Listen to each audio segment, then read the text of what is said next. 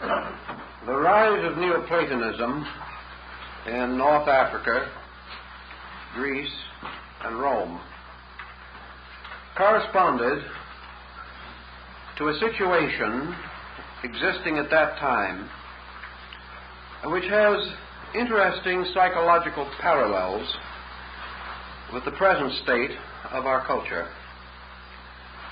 Recognizing that the first 5 centuries A.D. brought with them the greatest upheaval the ancient world had ever known, it is easy to understand why, under the pressure of these stressful centuries, men began to reevaluate their spiritual heritage. We recognize the gradual crumbling of the Roman Empire, the most powerful cultural unit that had arisen up to that time. We know that the glory of Greece, which was largely its intellectual and aesthetic glory, this glory had declined, leaving one of the proudest civilizations that we know naked to its enemies, the Romans. We also realize that the great dynastic structure of Egypt had collapsed, first under Greek pharaohs and later under Roman governors. Egypt had lost its leadership in the religious and scientific worlds where it had long been preeminent. All of these heavy circumstances made it inevitable that the average human being should find himself confused, broken away from his old footings and foundations, apparently deserted by his gods, a prey to the selfishness and barbarism of his contemporaries, and with very little refuge against the tremendous storm that was rising in the Mediterranean area.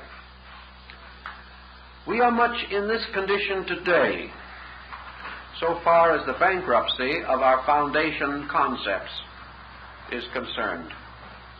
Today, the average person is drifting, whether he realizes it or not, into a rather dangerous skepticism, a skepticism which he seeks to sustain with scientific concepts. Actually, this skepticism, passing generally for a kindly humanism, is attempting to give us certain substitutes for an essential culture. These substitutes are rugged individualism, the rights of man to hew his own destiny out of the mysterious basic materials of space, the idea that each individual must stand alone and must find such consolation as he can in the fulfillment of the life he sees and experiences every day. The drift away from abstraction, from philosophical overtones.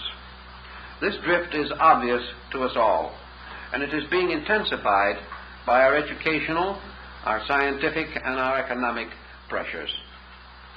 In these days, therefore, as Dr. Toynbee has so well pointed out, there is an inevitable division among persons and groups. The larger majority will drift with the prevailing pressures of the time, fighting somewhat, but feebly, against any strong current that would sweep them along. At the same time, there is a minority that, recognizing the essential danger of the time, a danger which success and prosperity and world power cannot conceal from us, recognizing this danger, there are some who are seeking to restore an adequate concept of life. And here, in this case also, we are very close to the Neoplatonists, working with the problem that they faced. They realized certain basic weaknesses in the spiritual leadership of religion.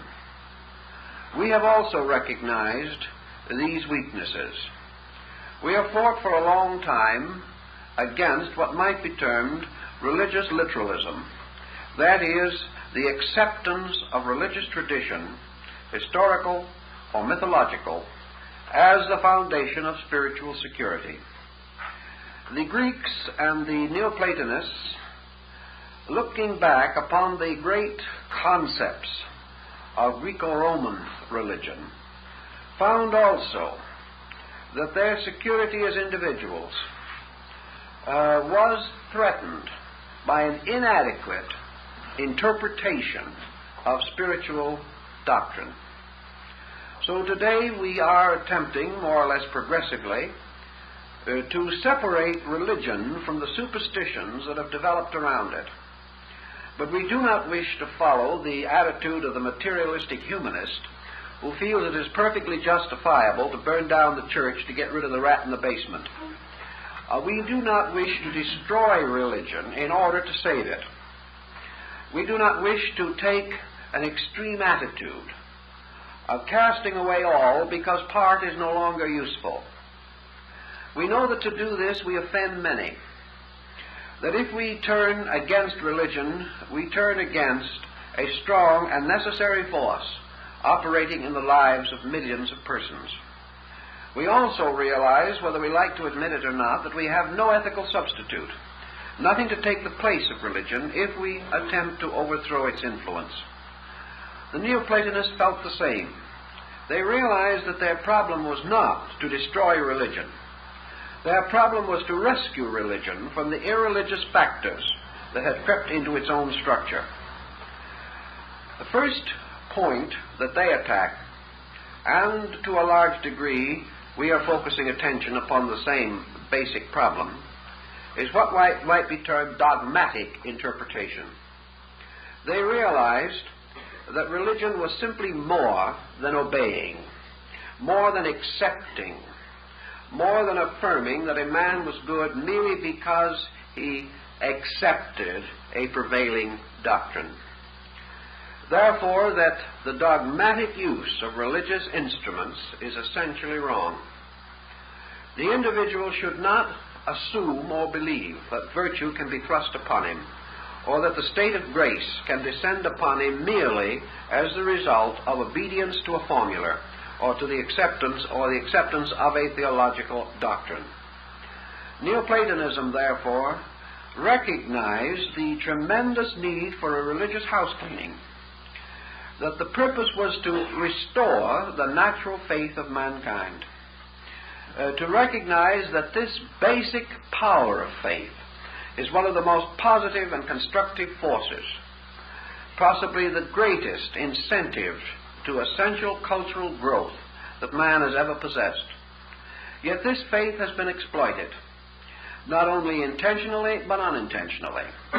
It has been subjected to centuries of overlaying with theology and with superstitions and with beliefs that are not an essential part of man's spiritual need. To meet all of these problems, the Alexandrian Neoplatonists sought for what they called a grand key for the restoration of the essential faith of mankind. Many works have been written trying to estimate the effect of Neoplatonism upon its own time and upon subsequent ages. The general consensus of opinion has been that this influence or effect has been tremendous, that it has been far beyond what might be assumed to be reasonable in relation to the comparatively small group of dynamic spirits involved in the school and its comparatively brief existence as an historical entity. Thus, it is assumed, perhaps correctly, that Neoplatonism was the training school of Christian theology, that nearly all of your important founding fathers within Christianity were Neoplatonists, that from the disciplines of this school they began to get an insight into the essential difference between religion per se and theology. And in their work they used the instruments, of course, most naturally available to them. Their background was the great religious systems of Greece and Rome. We have already gone into some detail concerning the interpretation and the story of the Greek theogony, how the tremendous pantheon of divinities came into existence, and how these divinities were thinly veiled embodiments or personifications of universal forces, principles, and laws operating in the universe. These principles were known to some. They were known to Plato. They were known to Pythagoras and probably to Socrates. They were at least intuitively sensed by Aristotle, although his type of mind was not given as much to abstract speculation as was the mind of Plato. With the exception of a powerful group of leaders, however, it seems that the deeper orphic significance of religion was not too well known to the Grecians. They apperceived to a degree, they were initiated in certain rites, they sensed as we sense the sublime theology which rested beneath the surface of their fables. But as we have not been able, in 1950 or more years, to grasp the mystical, hyperphysical overtone of Christian revelation, so they were not able to grasp fully the deeper and more moving parts of the Orphic theology. Thus today, modern Christendom, influencing the spiritual destiny of at least a quarter of the population of the earth, is still not able, actually, to put into operation the essential parts of its own teachings. This was true of the Greek religion in general. Christianity looks back upon a small group of illumined mystics and idealists and dynamic human beings who took their faith and accomplished wonders even unto miracles. But this tremendous dynamic has not been generally conveyed to the world. It is not available in the life of the average person as a means of strengthening him against the various weaknesses and intemperances which affect our society. Thus, while we have in Christianity a wonderful metaphysics, we have a tremendous mystical theology. This, while acknowledged, while sensed, while portrayed to us in the great art of Leonardo da Vinci and Michelangelo, these great visionary values have never been able to move masses. They have never been immediately available to the individual in his hour of trouble. This does not mean that Christianity has not enriched him, nor does it mean that millions have not found consolation in their faith. But it does mean that in substance, as in the Greco-Roman world, this faith was never able and has never been able to lead its followers to the final consummation that it sought: world peace, world security, and universal enlightenment. These things have not been accomplished, yet we all know that essentially they are part of a natural and proper spiritual achievement. We dream of it, we hope for it, we pray for it, but it does not happen. One of the reasons, of course, why it does not happen is because a sufficient degree of insight has not been conveyed to the believer. The insight has been vested in the faith itself instead of in the hearts of those who seek to follow it. In the Greek mysteries, these great degrees of insight were vested in comparatively small groups of persons who had achieved initiation into the greater mysteries. They possessed an operating key by means of which they could take these principles and put them to work in daily life. The average person lacked this ability. So Neoplatonism, surveying the situation very carefully, came to a conclusion of great profundity and universal unpopularity. And that is that if you want to have this kind of insight, you have to earn it. Now that is one thing that no one has really greatly desired to discover. No one has really wanted to find out that religion was hard work. Now there is a great deal of difference in hard work between the long, quiet, laborious process of becoming and even the dramatic, dynamic experience of martyrdom. It is much easier in many ways to die for a belief than it is to understand that belief. You may also die with tremendous courage, great conviction, and with an absolute dedication, and no one shall doubt the sincerity of the tremendous impulse which has brought with it not only martyrdom, but years of sorrow and burden and humiliation and disgrace. These things we know, but man, becoming burdened, gains a strange pathos from his burden. Becoming embarrassed with the persecutions and sorrows which are heaped upon him, strangely he gains patience without understanding.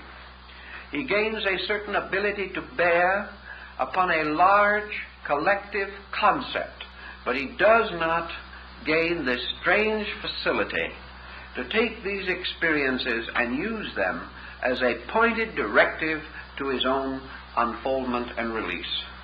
Therefore he achieves a certain goodness, but it is not a dynamic goodness. It is not the kind of goodness that changes history. It is not the kind of goodness that makes possible the fulfillment of a great spiritual dispensation. The Neoplatonists took this problem directly in hand, and sometime we must likewise do the same.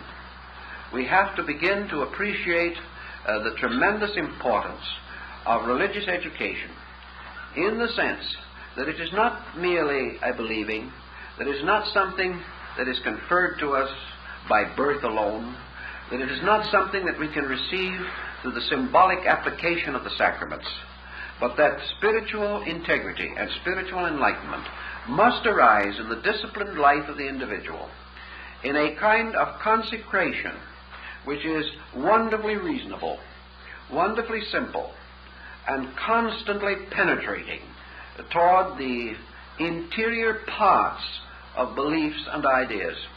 Without this, we do not gain the insight which bestows security upon the outer life of the individual.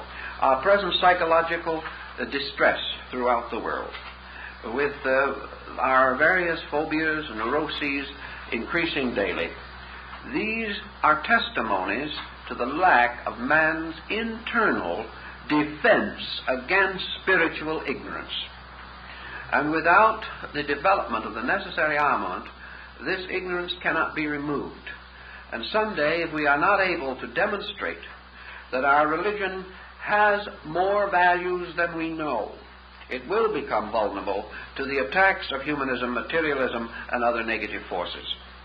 Thus, we are now confronted with the problem of seeing how Neoplatonism took hold of the great cycle of classic mythology and attempted to show that it was a veiled scientific account of the regeneration of man.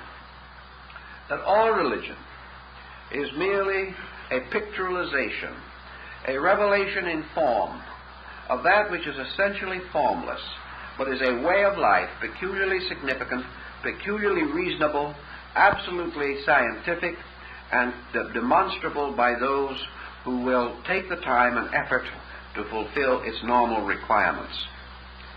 Neoplatonism took then the strong and definite stand that religion is not merely a believing. It is a schooling. It is a complete purpose. It is a way of life. It is something that from the cradle to the grave must be cultivated. Cultivated not merely through a series of unfolding acceptances, but cultivated through a series of dynamic adjustments between the individual and the world in which he lives. Although the Neoplatonists are regarded as mystics, they were really among the most practical and reasonable of philosophers. For they alone, perhaps, of all schools, emphasize that your attainment is not by learning, but that learning is merely the instrument of becoming. And learning that does not lead toward becoming, does not impel becoming, and does not create within the individual an uncontrollable enthusiasm to become, If these are not engendered by the natural course of faith, then that faith is inadequate, or at least has been inadequately interpreted. Neoplatonism then simply begins with this problem. No man can be saved by what he knows. This is something which perhaps might seem unusual in a philosophical institution. But Neoplatonism sought to break away from this way of measuring things, by which a certain smugness and contentment arose from the possession of knowledge, that the individual who became knowledge-ridden was by this virtue superior. This the Neoplatonist opposed bitterly. He declared that knowledge, unless it led to a purpose which justified its possession, was a detriment inasmuch as it led the individual to a false sense of his own achievement. The ignorant man is aware that he is ignorant, because he can in no way defend his ignorance, nor can he deny that those around him know more. But a man possessing knowledge, without the true key to knowledge, has also forgotten that he is ignorant. He has come to the conclusion that the kind of knowledge that he possesses is ultimate, that it is solutional, and that he has solved by knowing. And he is oblivious to the fact that having attained knowledge, as we understand the word, he is still subject to the inevitable vicissitudes of life, and like the most ignorant man, he is still born, still suffers, and still dies, and in the midst of his knowledge can put neither his house nor his life in order. This point is of the greatest significance to the Neoplatonist, that a man can know much and still live badly, that the individual can achieve a degree of knowledge insight which may cause him to be publicly applauded, yet at the same time in his private life is lonely, frightened, insufficient, frustrated, unadjusted. That such things can exist means, of course, only one of two things, namely that knowledge in itself is an illusion, or second, that the individual who believes that he possesses it does not possess it. Neoplatonism assumes the second position, namely that the individual who assumes that he possesses knowledge does not possess it unless this knowledge solves the immediate problems of living. On this grounds, of course, we would find much knowledge vanity, inasmuch as a great part of knowledge today makes no claim to solve personal problems, but perhaps in a large, broad way invites us to assume that ultimately, through knowledge, means may be found to solve large problems. Thus, the actual application is delayed into the future, at a time when the present person will no longer be here to weigh or estimate the consequences. Actually, therefore, Neoplatonism begins by analyzing the nature of knowledge. And this knowledge is recognized as having a certain relationship to final demonstration of itself. In science, certain things must inevitably be demonstrated. And in knowledge, demonstration has been lost, particularly on the religious and philosophical levels. It has been rescued scientifically, and for that reason much philosophy and religion has moved onto a scientific basis. But the great problem remains that knowledge is merely a kind of skill. Knowledge is to the mind what skill is to the hand. Knowledge is also very largely a development within the sphere of skills. By means of skills we can do certain things. By means of skills we become more able to interpret or to express purposes. We have greater proficiency in the finishing and completing of the projects which we undertake. But all of this knowledge skill falls short unless with this knowledge is an adequate incentive by means of which we shall employ skill always for the achievement of an end superior to skill. Knowledge, therefore, as an end is illusion. Knowledge as a means to an end has value. But even this is inadequate unless in man the power of volition, the will, binds this knowledge to its purposes resolutely and permanently, so that there is never a time or a circumstance in which the individual does not recognize the responsibility for the continuous application of knowledge to its reasonable ends, these reasonable ends being the improvement of self and the improvement of society. Wherever knowledge is allowed to remain unused, it turns upon the person who possesses it and changes him from a truth seeker to an arrogant egotist. The tremendous challenge, then, of knowledge is the ability to survive the process of learning, so that the individual, having achieved learning, will not have his incentives destroyed by his own achievement, and will not sacrifice the vitality of his dynamic capacities in the effort to inform or intellectualize his life. If in Neoplatonism, consequently, we are in the presence of this relationship, we know that these people borrowed all of their symbolism from the great religious systems around them. They were among the first, perhaps, to truly and fully experiment with the concept of a psychological universe, a universe in which every so-called fixed substance or element was merely a symbolic reminder of a dynamic, of a force or factor, itself invisible, but more important than the visible structure which depended from it. The universe of the Neoplatonists, therefore, was not a world of elements or a world of godlings, as in the more conservative systems of pagan theology. It was a world of symbols, of processes, of achievements, of attitudes, of relations between things. And in this system, your deities all become embodiments or personifications of attitudes. They become the way we think or feel about something.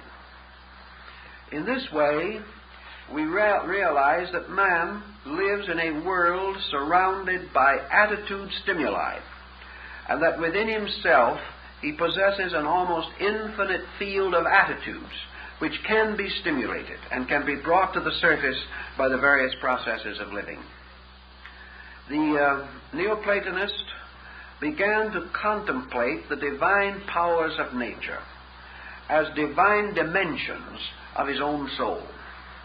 He recognized a principle which we may basically term reason or rationalized intellect.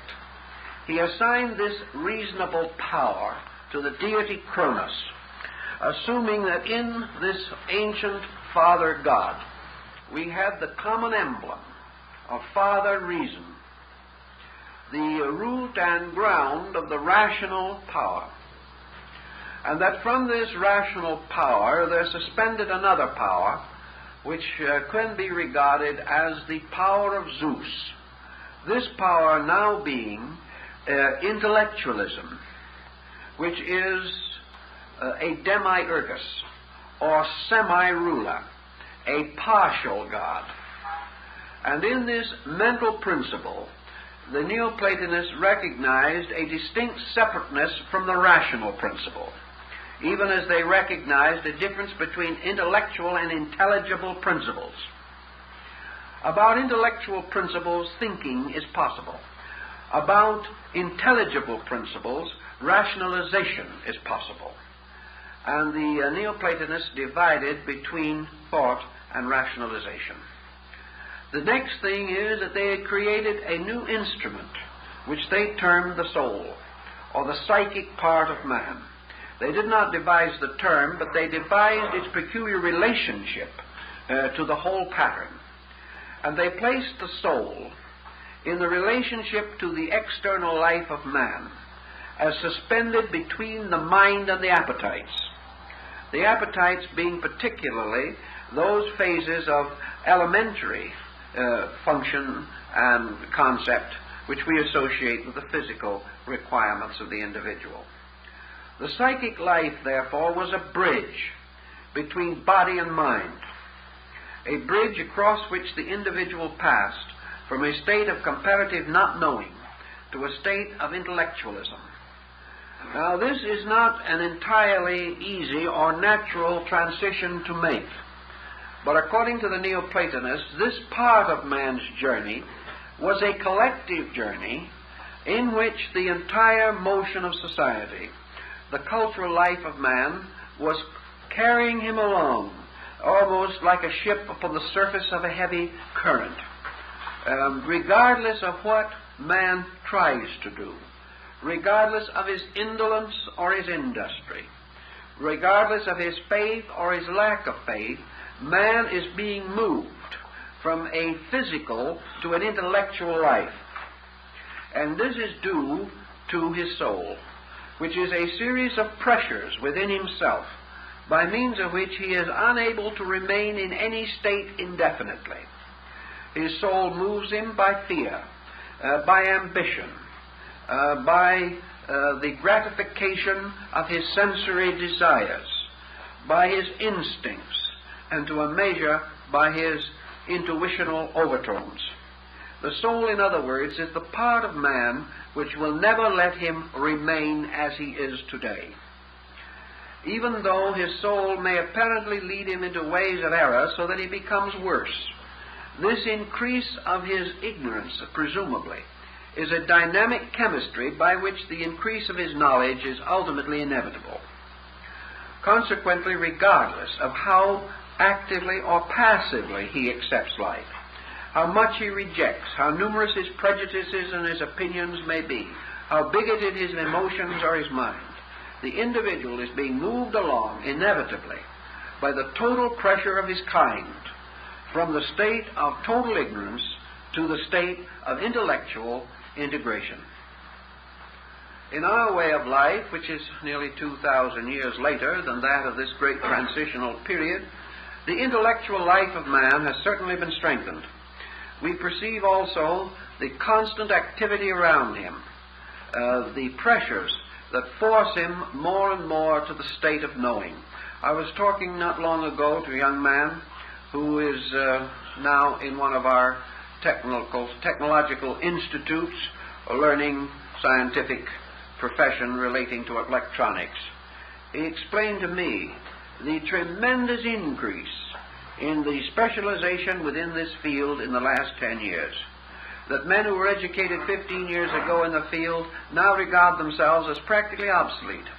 This young man tells us that it is not only going to be necessary for him to go to school and study for several years yet to come, but that after he graduates, it will probably be necessary for him to spend from 3 to 4 months a year in continuous study for the rest of his career, to keep up with the incredible progress that is being made in these fields of specialization. This might actually represent the mounting momentum of intellectualism, whereas the mind must become more and more familiar with a greater diversity of specializations in order to keep pace with the discoveries and with the leading intellects of this time. In this process, this young man is going to have relatively little opportunity or time for reflection. He is going to have almost no incentive whatever towards the release of his own life through anything except the job that he holds and the scientific career which he has accepted. If he is able to manage a fairly effective personal life and have a home as good as that of his neighbor, he is going to do about all that can reasonably be expected of him. Yet this young man himself realizes, even though he is caught in this network, that he is going nowhere. He is going nowhere because even if he keeps up all that he knows for the rest of his life and goes off into his own quiet grave, within 25 years everything that he has learned will probably be largely changed and modified. And he departs out of this life with a learning which is not only very little support to him while he lives, but no probable support to him if he has any existence outside of this world whatsoever. In fact, if he gets to the place where the facts are known, his entire education will fall to pieces, because he has only been working with the fringe of facts, which he fully knows. He knows that if he worked and remained in school all of his time, from now till his 70th year, he would still be only on the fringe of facts. This is a rather frustrating situation, and it reminds us of the same point that the Neoplatonist was pounding on so desperately. Namely, that somewhere in this situation, what we call the intellect has taken over and mistaken the gratification of its own instincts to be living, to be purpose. And upon the comparison of the lives and characters of persons so dominated, we build our concepts of right and wrong, of ability and debility, of success and failure. It does not occur to us, as it did to these philosophers nearly 2,000 years ago, that perhaps all the world is a failure, and that what we are doing is an endless and eternal compromise from which we see no escape, and from which we gain little true support in anything that is actually necessary to us. With all that we are doing, we are not achieving solution. With greater knowledge than ever before, we live in greater danger than ever before. This means that knowledge is not the answer. This means that the basic weakness of the theory, principle, concept of knowledge has never been adequately corrected. Neoplatonism says there is only one way of achieving this correction, and that is by a series of steps, the first of which is the elevation of man from the state of intellectualism to the state of rationality. Now, rationality is considerably higher than mind, even as mind is higher than appetite. And as an individual in our world realizes gradually through his mind that through the continuous gratification of his appetites alone, he can destroy his economic life, destroy his health, and destroy his social adjustment, and therefore he imposes, reluctantly, but nevertheless resolutely, certain restraints upon his own personal appetites. Failing to do so, he must expect the punishments and penalties of excess. This he realizes, and he tries, at least half-heartedly, to protect his own survival by bringing the mind to bear upon the problems of his impulses and instincts. Plotinus tells us that in the same way, the survival of the intellectual creature depends upon the rational discipline. That the individual cannot do anything that he thinks to do. That he cannot depend upon his thoughts as the absolute and proper guides and rules of his life. He cannot follow his mind any more than he follows his appetites. Nor can he regard a well-filled mind as being any more protective of his ultimate security than a well-filled stomach. Both may have their proper places, but neither the filled mind nor the filled stomach guarantee a happy person. Both of these factors are subject to rationalization. And rationalization is the placing of the total life under the over-concept of the reasonable. In nature, man may not know always that which is true, but he does perceive, at least dimly, that which is reasonable. And he discovers frequently that the reasonable is in conflict with the desirable, in the sense of his ordinary level of thoughts, emotions, and desires. Consequently, the development of a rational life impels the individual toward the accomplishment of rational instruments, where he will never be rational simply by desiring to be. The desire he must have. But this desire, like many desires in life, will mean nothing unless it mainsprings a dynamic determination to achieve this end which is desirable. So Plotinus tells us that the development of man depends upon a series of natural disciplines imposed by society to a certain point, this being the discipline which brings with it ultimate intellectual integration. Then self-imposed disciplines, which must always be present, where the individual desires to transcend the common policy of his time. The moment the individual wishes to be better than those around him, and I do not mean this arrogantly, but in a sincere and natural desire to improve, if he wishes to live better than his times, better than his environment, or better than that standard which is defended by litigation or legation around him, in order to achieve this better standard, it is necessary for him to impose discipline upon himself. There is no one else to do it.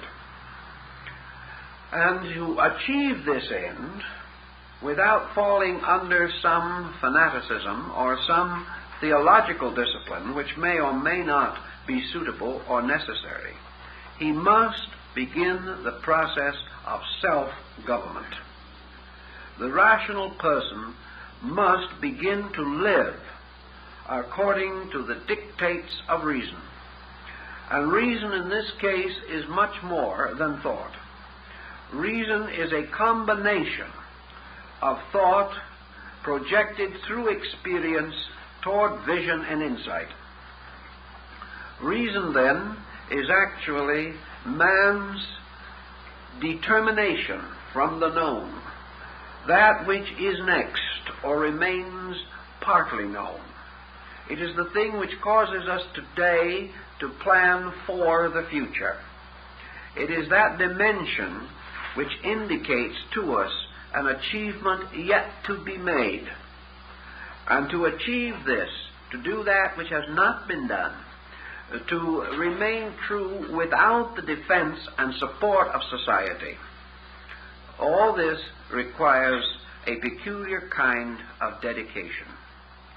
The individual may or may not feel the importance of this dedication in terms of immediate utilities. Therefore, he is impelled to it also by considerations larger than those of his daily life. Religion gives him such motivations by reminding him of his moral duties, by reminding him of the divine will and the divine plan for man. And the religious person is impelled toward the cultivation of a higher moral or ethical life by the principles of his faith, which will offer him certain inducements, among these inducements being the protection and presence of divine favor, if he abides by those divine laws which transcend his normal instincts or desires. This may in itself be useful, but here he is again trusting his nature to a pressure which Plotinus does not primarily advocate. He can see why and how the religious person might have more inducements to become rational than other persons. But this is not his answer to this problem. The problem of rationality depends for Plotinus upon the Platonic universe, upon the great theological system of the Greeks.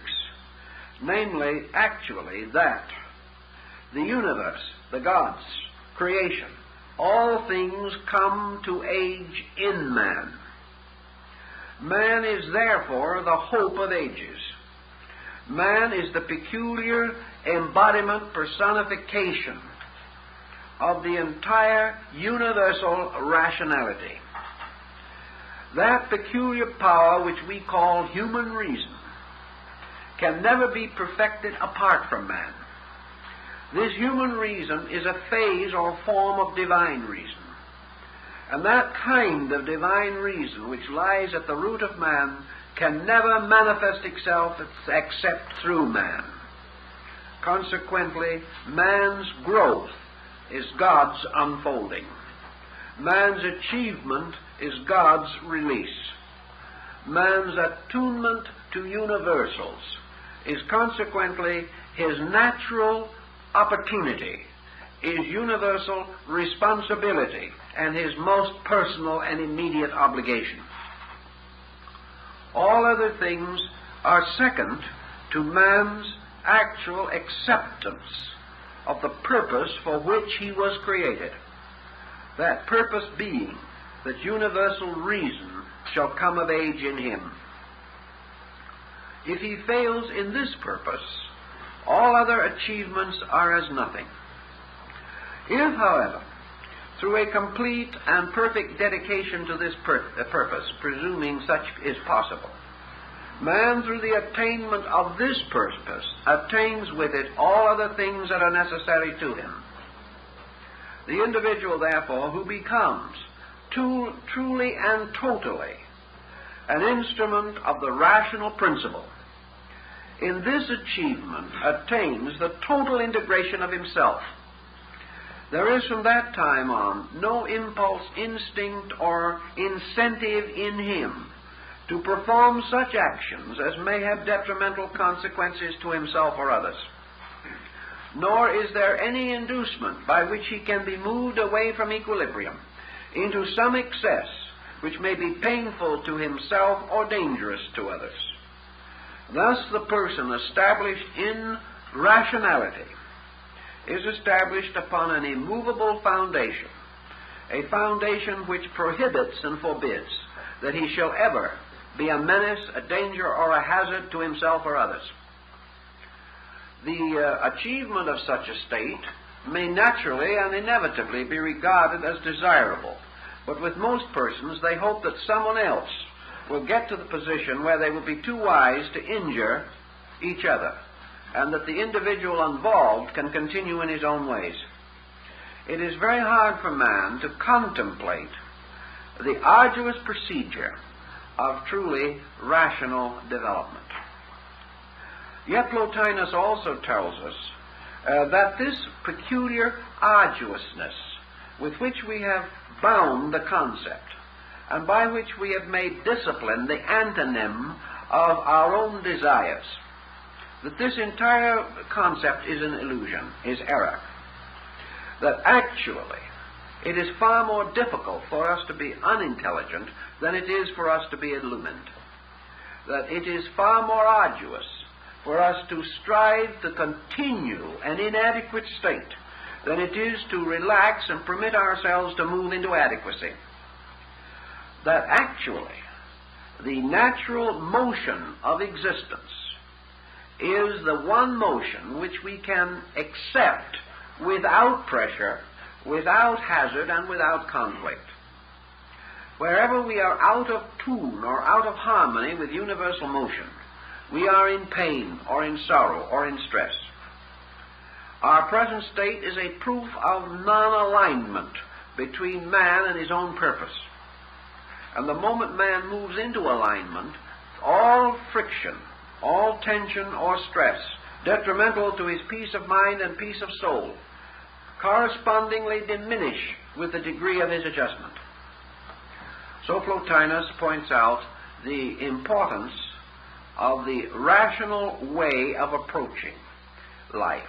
Then he takes the great expanded universe of the Greeks, the Gnostics, and the Egyptians, and shows that this universe is a kind of luminous sphere of adjustments, by means of which the individual ascends this ladder of the stars by a series of attainments within himself. That the universe is in reality levels and degrees of consciousness, and that man moves through these levels, and that as he ascends, he comes into spheres more compatible than those he leaves behind, and that the natural ascent of man, or the return of the traveler to his own home, is simply the restoration of universality in the consciousness of the individual by a series of disciplines which are referred to by the Neoplatonists as theurgical, or the use of the divine magic. This divine magic is the mysterious, God-given, miraculous faculty in man.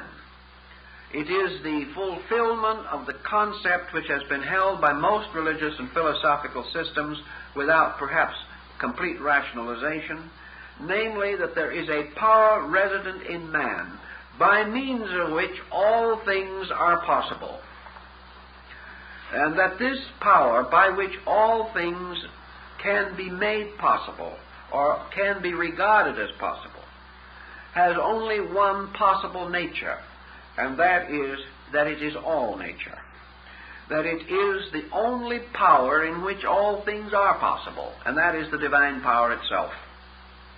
Thus, because man possesses a participation in a natural birthright of divine energy, by this reason man can attain anything possible to man, and those things possible to man include man's final and complete liberation and re-identification with God. Such achievement is not only possible, but archetypally inevitable. And the great sorrow of man is his struggle against inevitable good. This is his burden, and the terrible problem which he has never been able to solve to his own satisfaction or to the comfort and convenience of those around him. Theurgical discipline begins with the gradual reduction of the quotient of error in the conduct of the individual. As the Greek mysteries pointed out, let no man say he is good who does not act in conformity with the good. This idea that we have, that an individual is good in spite of his mistakes, that he is good although his actions are not good, this concept is erroneous. Also, that an individual whose concepts are good and whose actions are relatively good should be satisfied to continue upon this level of relative good continuously throughout life. This also is not good. Therefore, even attained goodness is in constant mutation, and the individual who in one day has not more of goodness than he possessed the day before is himself failing in some respect. It is not possible to establish a code of good and live by it from the cradle to the grave. Good is an unfolding degree of insight, and growth requires that this growth unfoldment should be continuous, and that each individual surmounts the past with each new day, rising victoriously now over all the yesterdays that went before. The continuance or pushing of error from today into tomorrow, without change of its quality or nature, cannot be considered to be natural growth, nor can it lead to natural growth. Neoplatonism was not a greatly favored belief, simply because it tied religion, philosophy, and science to a process of continuous becoming through disciplined action. A kind of discipline, however, that is almost Zen-like. And there is much in these early Greek and Roman philosophies to indicate Asiatic contact. Because, like Zen, Neoplatonism moved in a kind of mystery. It moved in the mystery of man's relaxing into good. It moved in the mystery of a discipline by which the person achieved all good by gradually separating his consciousness from that which was not good. Not through the victory by self-effort of man over every frailty of his own flesh, but the ability to transcend certain attitudes and move into others, and by the changing of one attitude, changing 100 habits all at once. That is the difference between Platonism and Aristotelianism primarily. Aristotle, when he went after something, tried to get the bug off of every leaf. He was going to save the tree a leaf at a time. Plato took the attitude that if you gave the tree good food in the roots, the chances are the tree would be strong enough to get rid of the bugs.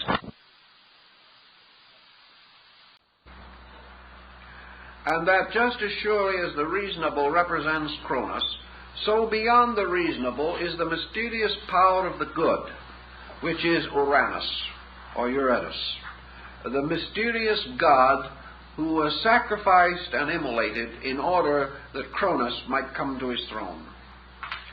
Therefore, beyond reason is heaven, which was the symbol that Uranus represented.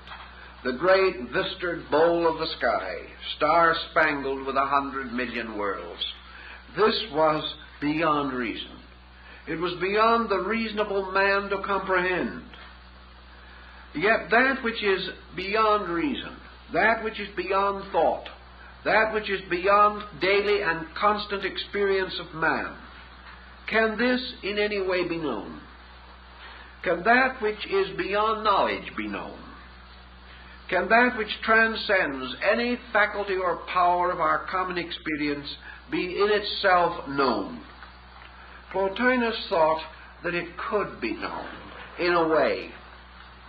It could be known to man by means of an impact. Man looking up to the sky does not know the sky, but he wonders upon it and about it. And if he is a poet, he may feel a tremendous emotional surge from the majesty and mystery of this vast empyrean around him. To him the sky carries certain overtones: vastness, universality, profundity, mystery, majesty, sublimity. All these things moving in upon the individual result in the development or integration of a superior group of faculties. These faculties have to do with what the old physiognomists and phrenologists referred to as the faculties of sublimity. And sublimity is the impact of universals. Sublimity is this mysterious power which is ignored by the foolish, who can walk under the bowl of heaven from the cradle to the grave and find nothing in the sky above them except space and a few wandering stars. Sublimity, however, is something that reaches those in whose hearts and minds there is not only intellectual power, but a certain strange romancing instinct. Sublimity is for poets, for mystics. But poets, as we realize, are the prophets of races, that upon their early labors, more sober men later carve the mausoleums of people. For it is the poet who gives birth, it is the philosopher who buries the races of the earth. This concept has to Plotinus a great importance, namely that man can receive into his own nature something that is immeasurable, yet in its immeasurableness has that quality in it which, cutting through intellect and emotion, brings a common amazement to the child and the sage, an amazement which is the natural gift of the small child and the cultivated gift of the aged man, something that we outgrow in a funny way by becoming less than we were before. The child looks out upon the universe as the great adventure, mature man as the great disillusionment. And yet beyond this there must be something else.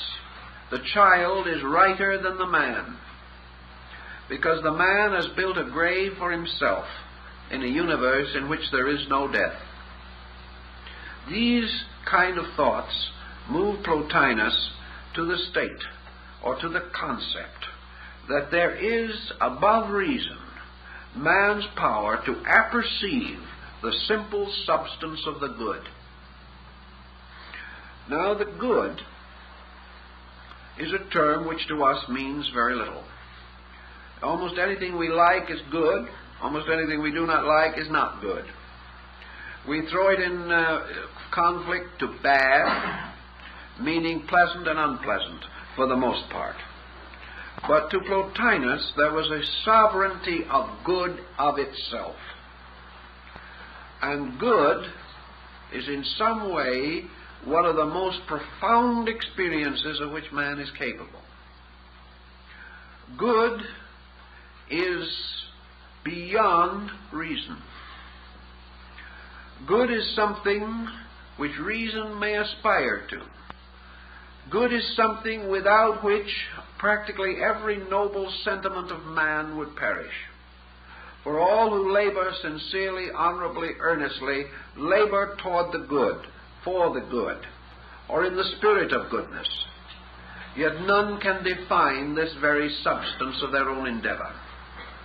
The good, therefore, to Plotinus was a kind of enduring archetypal principle that transcended even heaven, that transcended everything that we know, but of which heaven itself, with its infinite majesty, in the profundities of which all inadequacy seemed to be lost and buried, that vastness which man can explore from its various dimensions and find nothing bad, this something which is unutterable, to Plotinus awakened, stimulated, or inspired, released or revealed in man himself a mood, a kind of nature, a reaching outness, a capacity for the experience of sublimity.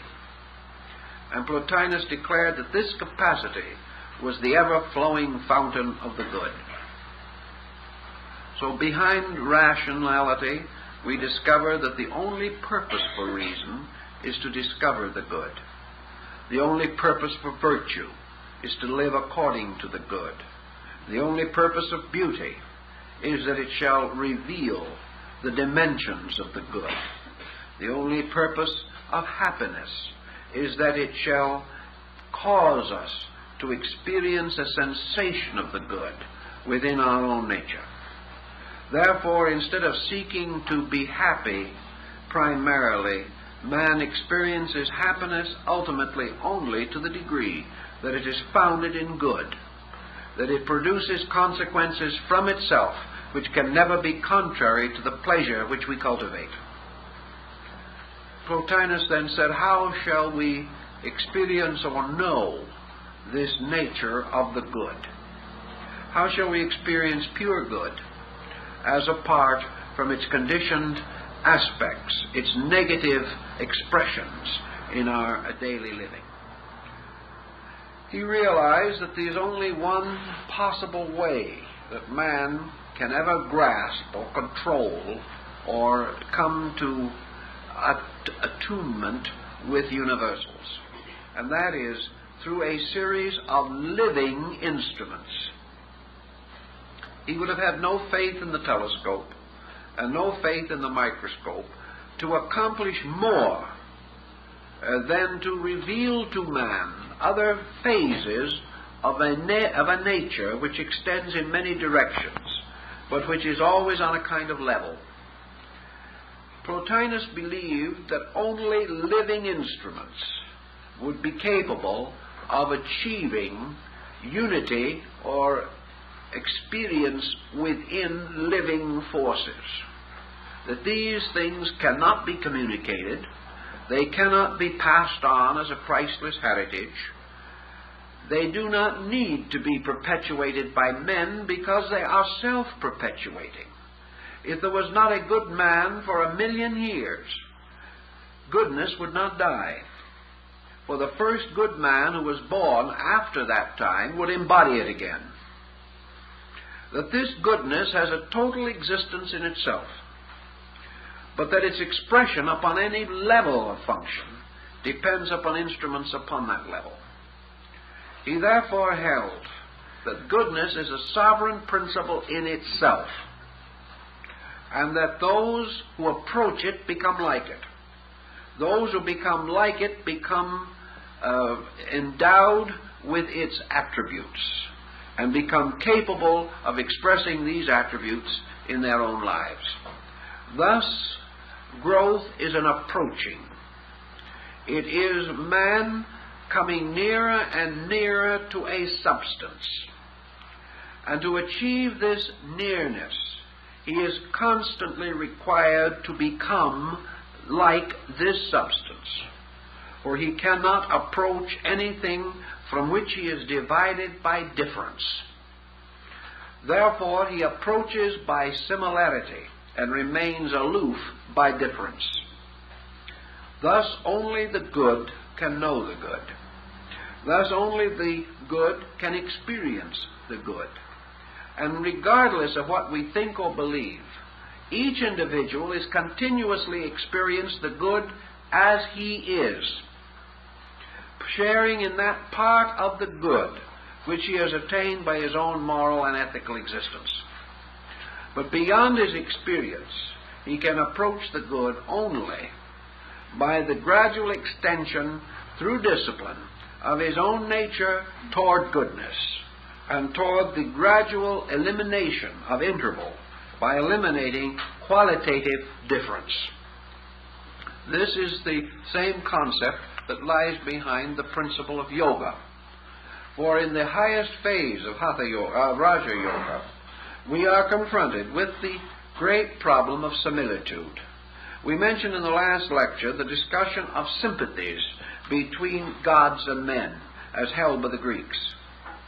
The Neoplatonists held this sympathy to be true, a kind of fact, namely that nothing similar can be divided, and nothing dissimilar can be united. Therefore, all things seeking reality must become themselves real.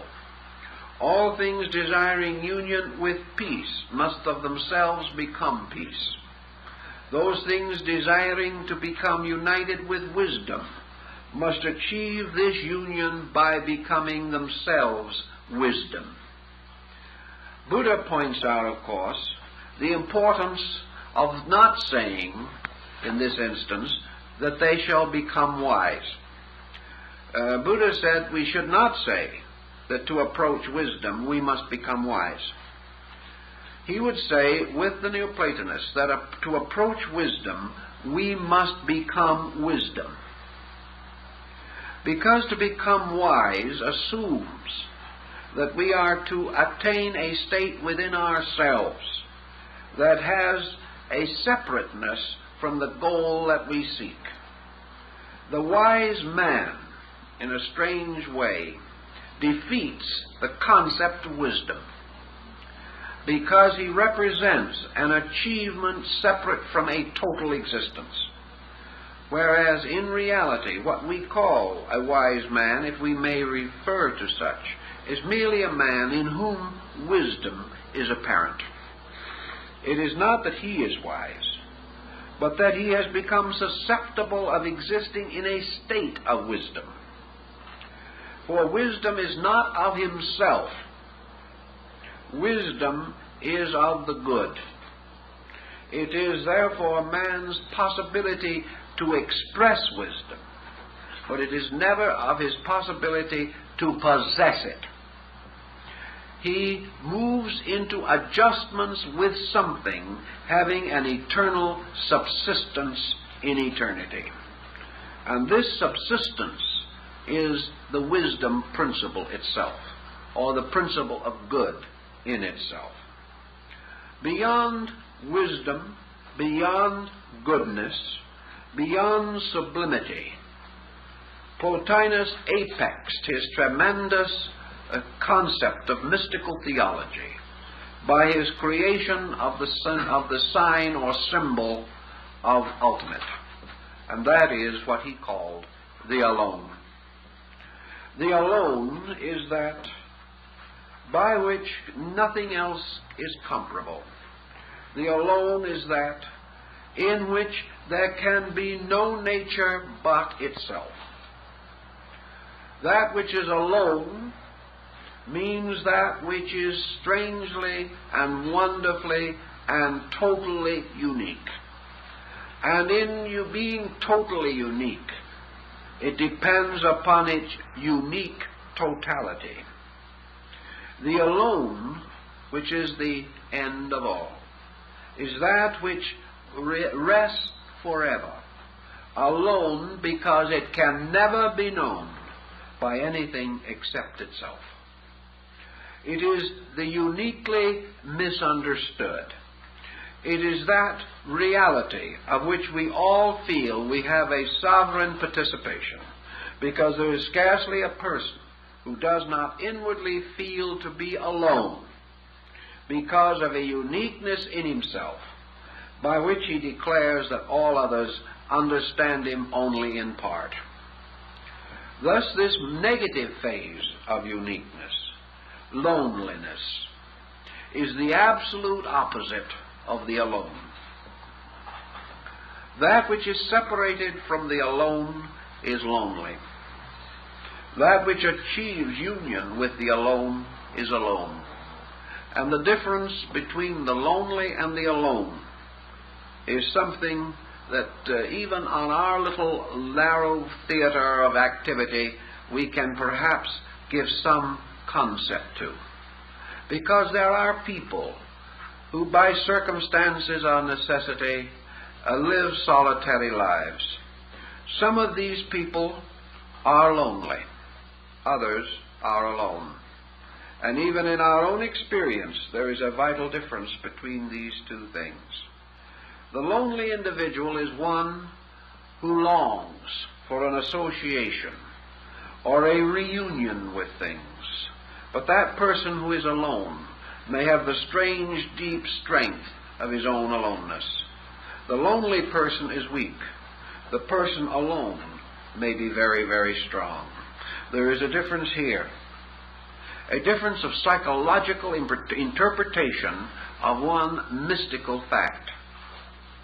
If aloneness represents the individual deprived of association, then he is lonely.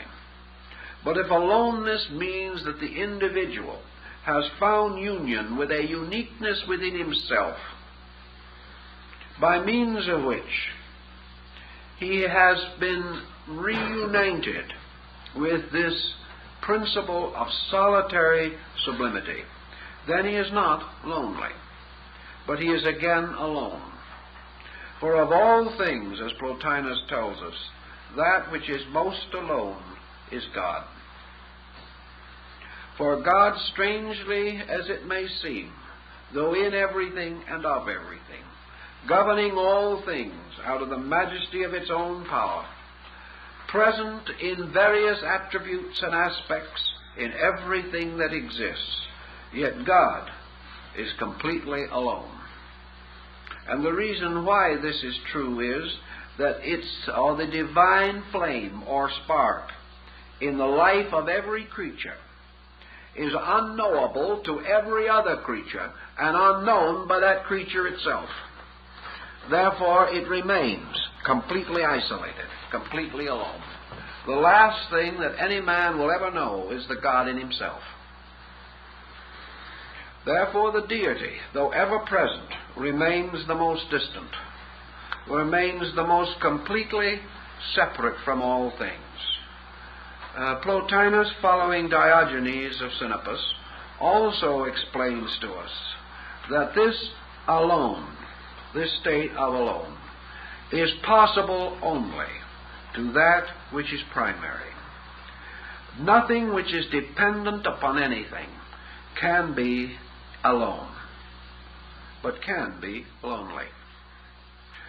To be alone and to survive means that that being or creature must be the source of everything necessary to itself, and the fulfillment of every need which it may experience. It must be its own source of life. It must be its own source of generation, propagation, and creation. And that which creates, propagates, or generates must be itself. So in the one alone, we have also the absolutely supernal attribute of the divine, namely, that it depends upon nothing. Yet this power, dependent upon nothing, gains from the mystic a strange sympathy. This power, which man does not recognize as alone, but is rather inclined to regard as lonely as the human heart, man seeking to comfort God, seeking to take away from himself and his deity this sense of isolation, affirms and assumes that he is necessary to this God, and that this God is necessary to him, and that therefore neither can be alone. The mystic, however, is moving only within the sphere of his own experience. Actually, his need is eternal, but the need of the one which is alone he cannot know, nor can he even attempt to speculate about it. So in the Neoplatonic and in the Greek mysteries, the universe is divided into two things: that which is alone and that which is lonely. And the great journey of life, as Proclus tells us, is the journey of the lonely to that which is alone. It is the journey, therefore, away from separateness, by which a loneliness is implied, lostness, as in the story of the prodigal son, or in the wandering sheep. The return of that which is lonely, is without consolation, is disconsolate in its own soul. The return of that to the splendid mystery of that which is alone and never weak. These contemplations all point to the upper structure of Neoplatonic theology. They point out that all rational contemplation, all inspirational, intuitional, illuminal contemplation of the principle of the rational and the principle of the good, that all of this leads to a final, higher mysticism, and impels us to include Neoplatonism among the great systems of revelational knowledge. For in Neoplatonism it becomes increasingly obvious that the higher steps of the discipline depend upon a curious rapport between the alone and the lonely heart. That man, in some mysterious way, finds in his loneliness some clue to the aloneness of the eternal. And he discovers also that out of his own loneliness comes the strange mystery of his own strength. That it is in his loneliness that he transcends himself. That it is in this loneliness that the false consolations of an illusional existence fall away. That in loneliness man must face himself, must experience the needs of his own inner life. And his loneliness tells him of the emptiness of his own core. It tells him that he is without center.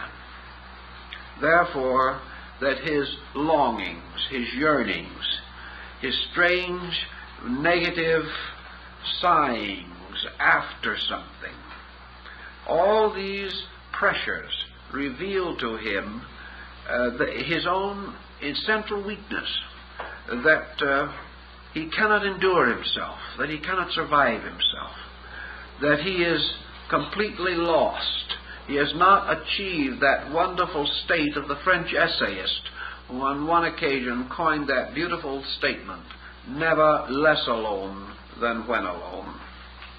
This difference is the motion toward the inner life.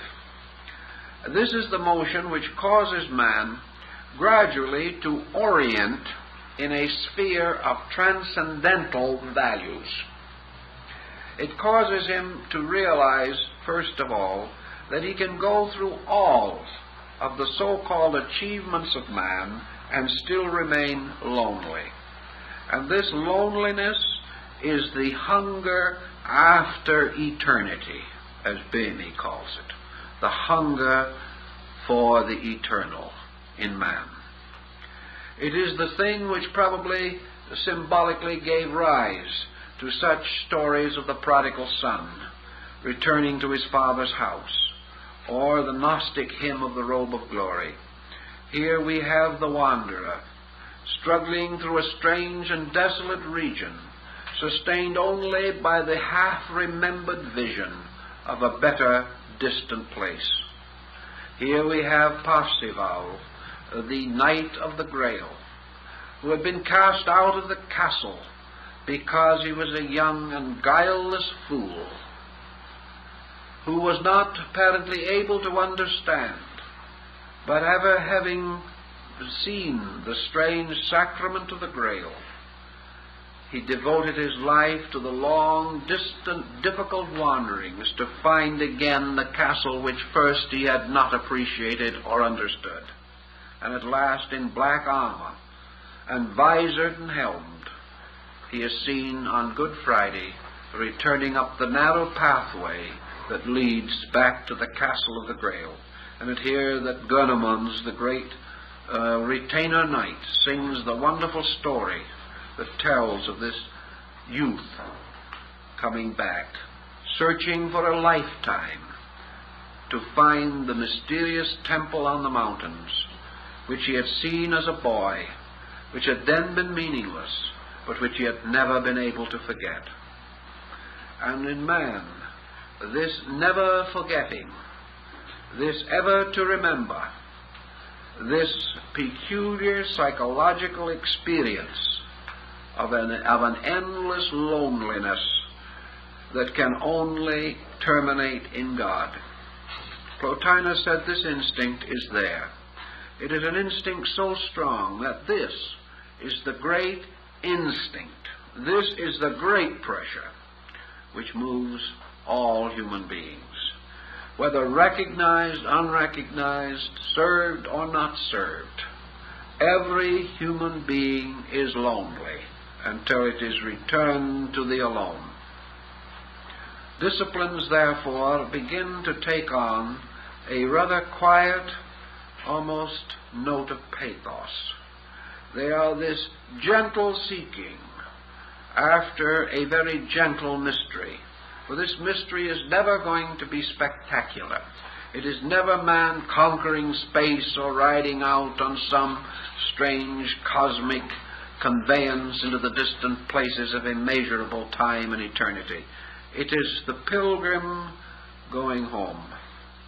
Home out beyond the stars or within the stars and everywhere. And that this true one alone that waits is everywhere, in everything, covered and crossed by this distance of man moving from loneliness toward that which is alone, which he discovers its nature by his own privation, so that he comes to discover deity as something which has about it a quality of ageless yearning, something that was undoubtedly far beyond the concepts of that time. But it was a very deep and noble concept toward which Plotinus tried to inspire his students and disciples. Thus the universe became the sphere of these great desires. Gods and planets and angels were only the embodiments of these moods, these tremendous pressures of things. And growth was the systematic ascent of the orbit of the seven stars. It was man moving through the universe, and in this motion, discovering the gods, uniting with them, carrying them on also, but discovering everywhere only one thing: a universe lonely for its maker. And, of course, by natural assumption, assuming in some way that this maker was like the father of the prodigal son, who in his quietude and in his waiting waited for his son to come back. It might have been a little sentimental in that department, but still it conveyed a sense of values. It moved life entirely away from brilliance of achievement to homely things, to the homely love of father and child, and the homely desire of the wandering and lost child to find the security of the Father's house. So Plotinus invited the students that he had to consider this journey as the principal course of their lives, that they should return again to the golden age from which they had come, to the shadowy mystery from which they had been born, and to strive valiantly to find the alone, which is at the root of all things. Now, this brings us to another important separating thought, and that is Plotinus applying his concepts to such attributes as space and time, came to a very interesting combination of definitions. To him, space is man's symbol of the alone, and by the same analogy, time is man's symbol of loneliness. Time and space, therefore, are loneliness and the alone. Time is the measure of the great journey of the home seeker. Time is something that is forever separating man, at the same time impelling him or moving him according to the vast pageantries of space.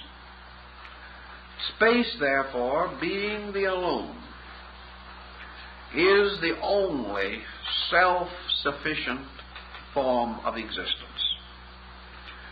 Space is in itself and of itself unique and complete.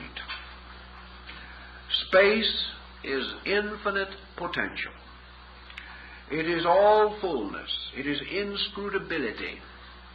It is that in which there can be no hunger and no thirst.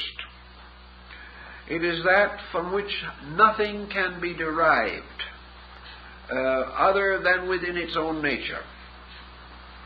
So space is an alone that is never lonely, because being all, it is never separate.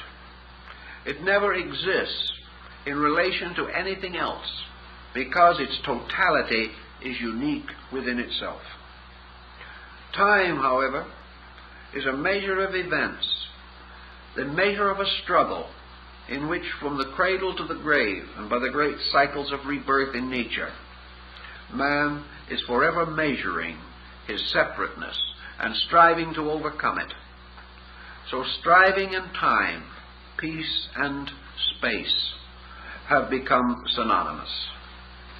Now, Plotinus said, therefore, in his great interpretation of the theology, that man, trying to become like space, or like eternity, as differentiated from his time obsessions, must discover that there is only one way of being alone without being lonely, and that is to be complete. Completeness can leave no loneliness, because in completeness there is no yearning of divided parts. In completeness there can be no deficiency or separateness by which the experience of loneliness is possible. The number one, for example, stands for the first. It also stands for the all. It stands for the totality. One is the unique number. Therefore, one is the one alone.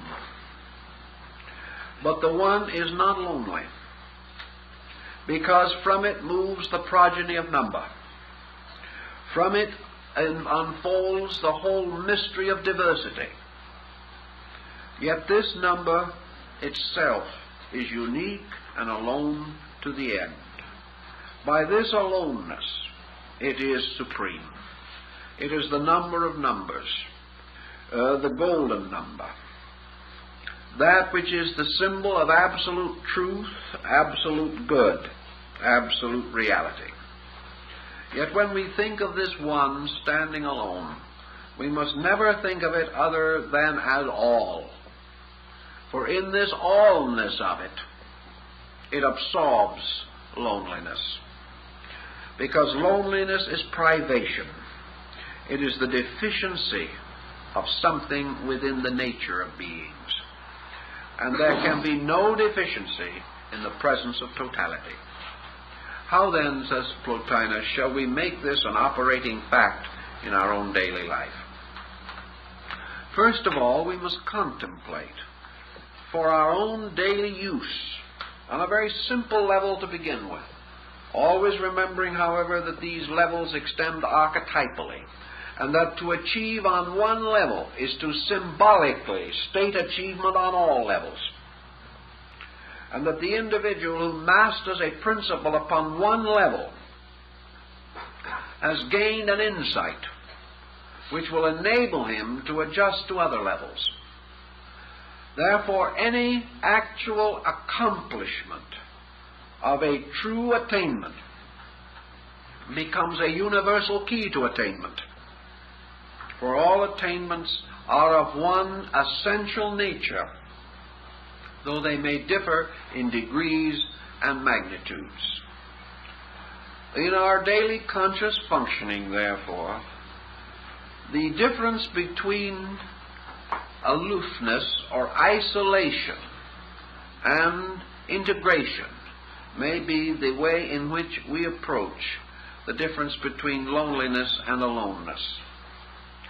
Aloneness, first of all, rises from the recognition that man's supreme strength lies internal, that the alone in him is alone capable of victory, that the alone in him gives him the sovereign right to be himself at all times, under all conditions, in all pressures, and in all circumstances. Each man is unique. Therefore, it is utterly unnecessary for him to take on the superstitions, the doubts, the fears, or the emergencies of others. He may be sympathetic to them. He may strive to assist them. But in any way in which they fall short, it is not necessary that he copies them, that he be like them, or that he depend upon them for the fulfillment of values that can arise only within his own nature. Man's aloneness in its internal uniqueness makes man superior to time and place, makes him superior to the dogma of 100 cults, makes him superior to all laws known to man, and at the same time makes him superior to any action contrary to that which is right or reasonable. Therefore, the man who is superior to law is not the lawbreaker. The individual who never breaks the law is superior to the law. The individual who never becomes involved in that which is less needs, therefore, not to pass through certain circumstances through which we commonly pass in our daily living. Now, we do not expect, and Plotinus did not expect, that anyone would live by so grandiose an abstraction in a single magnificent gesture. He recommended a series of gentle, slow processes of exploration and experimentation within the self, realizing that our weakness is in the sense of our isolation, and our strength is the sense of belonging, that the individual feels greater courage when he is with others, or is with the power of a superior force. Then the individual should realize that his supreme strength is when he is with the core of his own purposes. That in every case his orientation means that he shall be in the center of himself. That his orientation means that he shall in himself find that refuge which he is forever seeking elsewhere. Plotinus recommends that men recover from the illusion that anything, anywhere, anytime can make them happy, and also from the equally serious delusion that anything, anywhere, anytime can make them unhappy. Unhappiness or happiness depends upon man's internal understanding of the difference between loneliness and aloneness. The lonely must always be unhappy. The alone is never unhappy.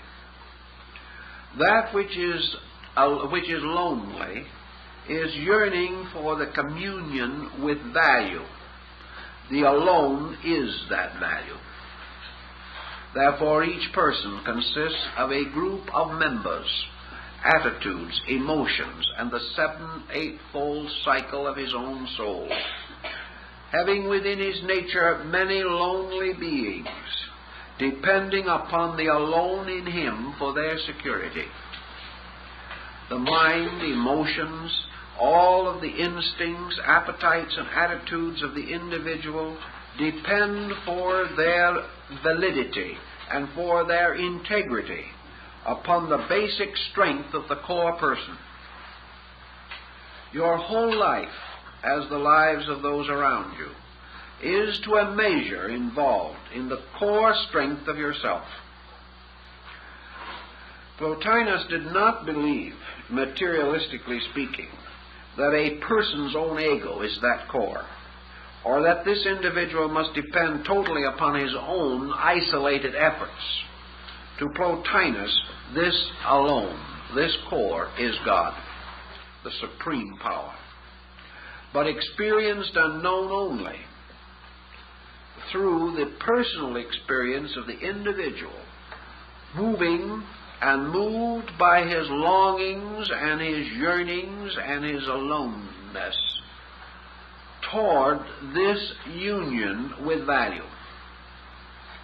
So that wherever the emergency arises in our own thinking, that we seek this core point, and in seeking it, we achieve it in only one way, and that is, as Plotinus points out, by a disciplined means of letting go of error. The Platonic theology, later the Neoplatonic, therefore again states the point that we have made so many times, that it all bases from one simple concept that we have in the Scriptures, namely, be still and know that I am God. Through stillness,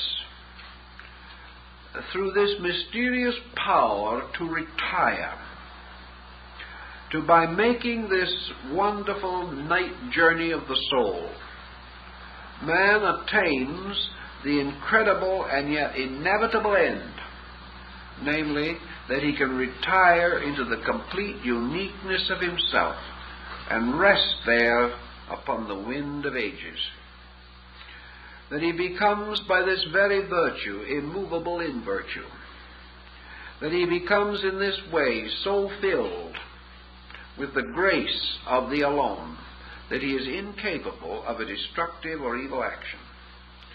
That he is also incapable again of experiencing disorientation.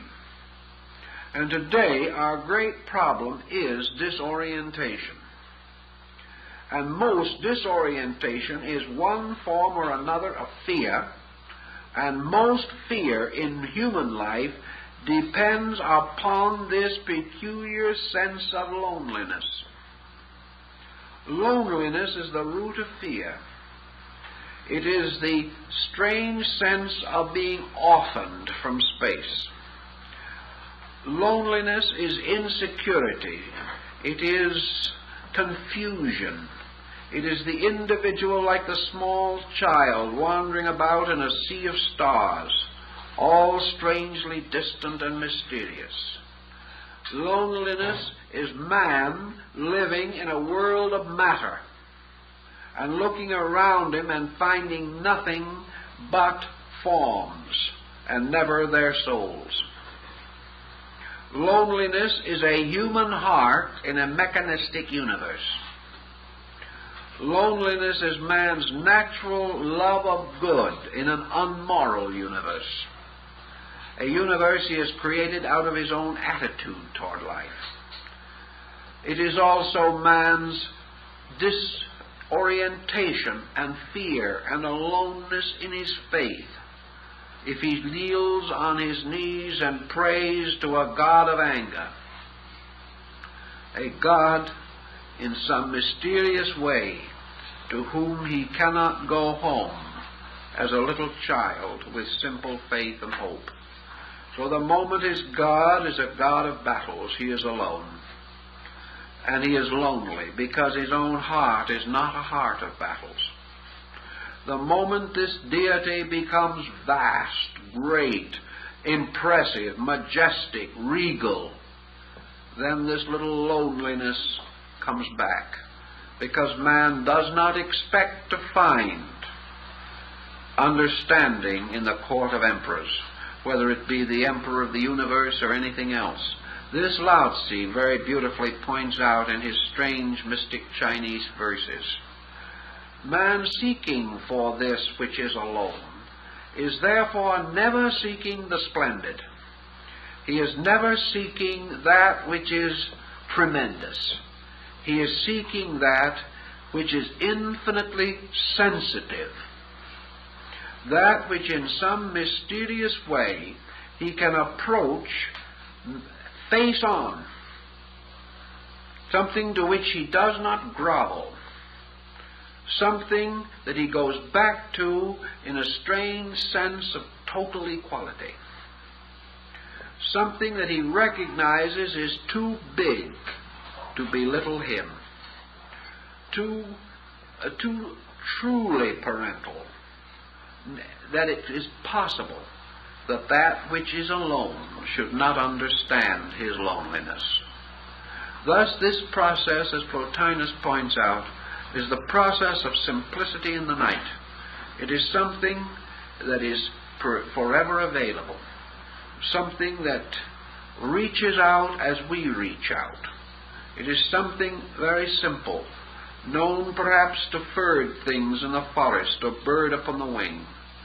For as one of the Greeks said, the bird lives and dies alone.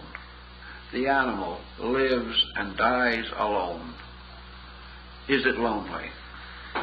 That we do not know, because it is possible that it is only our own minds and the peculiar complex of our human genius that makes it possible for us to be lonely.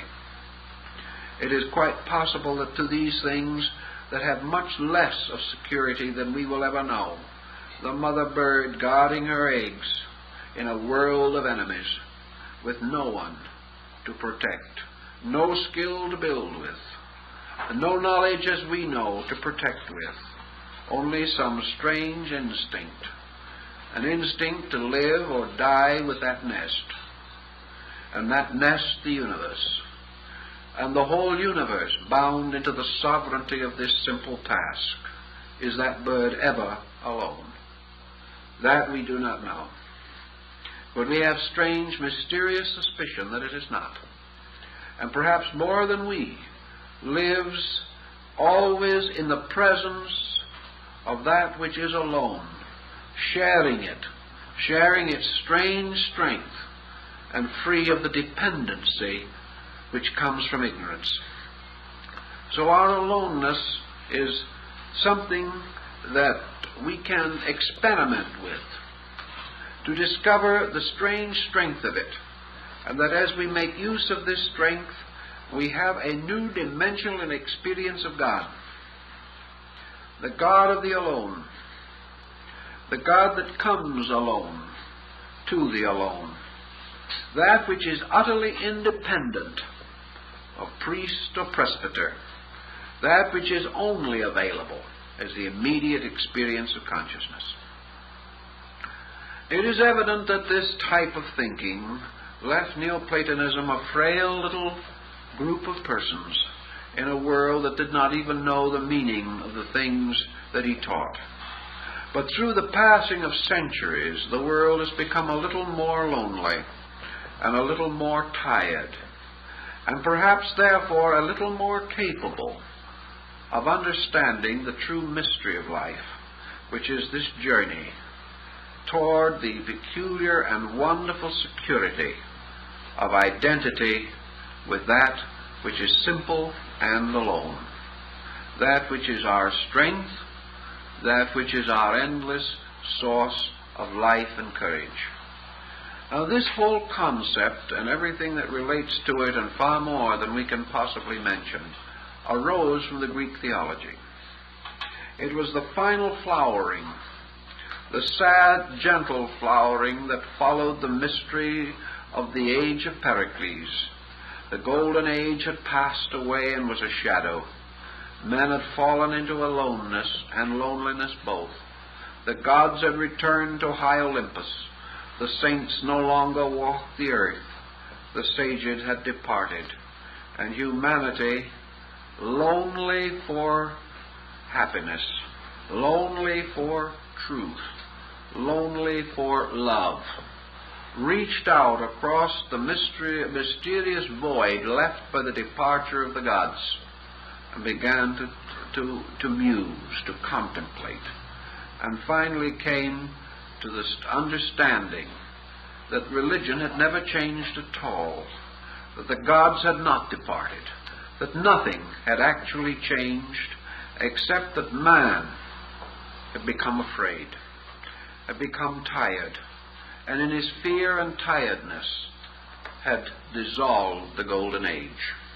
That in the place of it he lived in an age of iron, an age of fear, an age of loneliness, because he could no longer see the gods, could no longer know them immediately, because he saw more clearly the hatreds of his fellow men. Plotinus was convinced that the great theology never changed, that 10,000 years ago or 10,000 years into the future, the relation of man and divinity would be the same, unchanging forever, and that the great process of human growth would always be the same, this motion of the lonely heart to union with the aloneness that is strength. That in this motion, man discovered again all the glories of the heavens, all the wonders of the angels, all the mysteries that had been locked from the day of creation. For he discovered it simply through his own gentle adjustment with it. And his gentle growth, his quiet, kindly search as the child, seeking to be understood. In this way, man learns to understand. Plotinus tells us this story, tries to help us to understand it, and leaves it to us as his heritage. And I think beyond any question of doubt, it is the noblest heritage of the Golden Age.